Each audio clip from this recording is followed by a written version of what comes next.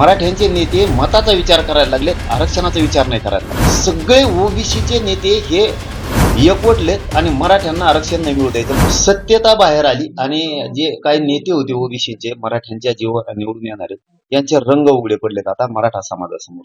त्याच्यात आणखीन एक दुसरा फरक असा आहे की महाराष्ट्रातल्या मराठा समाजाला मुद्दामून सांगतो आणि मराठ्यांच्या नेत्याला पण विशेष करून सांगतो, सगळ्या पक्षातले ओबीसी नेते हे मराठा समाजाला आरक्षण मिळू नये जे कायदेशीर येते, म्हणजे घटनेत एक कायद्यानं दिलेलं आरक्षण कायद्यात बसतंय ते आरक्षण, सरकारी नोंदी आहेत त्या, आणि असे एकवटलेत की मराठ्यांच्या जास्त करून नेत्यांनाही सांगतो की ते मताचा विचार नाही करायला लागले, ते आरक्षणाचा विचार करायला लागले.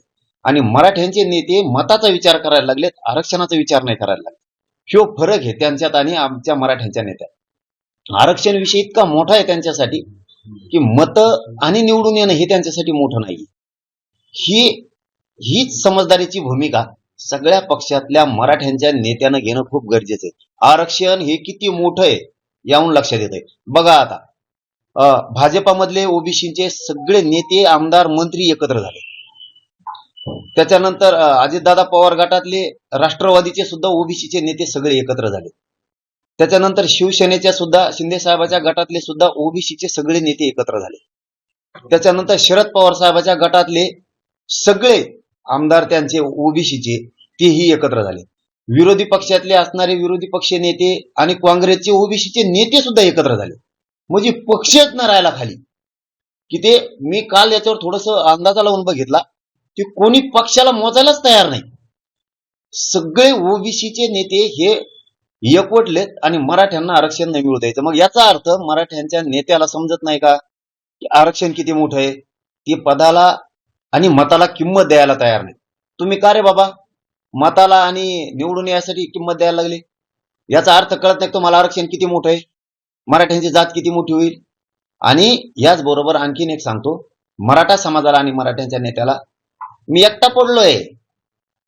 मराठ्यांचे घरातले गोरगरिबांचे लेकरं मोठमोठ्याले अधिकारी होतील, मोठे होतील आरक्षण मिळालं, मी आरक्षणाच्या बाजूने राहू नये म्हणून सगळ्यांनी मला घेरलंय, मी एकटा पडलोय. तुम्ही सगळ्यांनी ताकदीनं, म्हणजे सत्ताधाऱ्यातले मराठ्यांचे मंत्री असो तेही आमच्याकडून बोलत नाहीत, त्यांनी आम्हाला उघडं पाडले, आणि विरोधी पक्षातलेही बोलत नाहीत. मराठा समाजाला माझी विनंती आहे की आपण एकजूट राहा.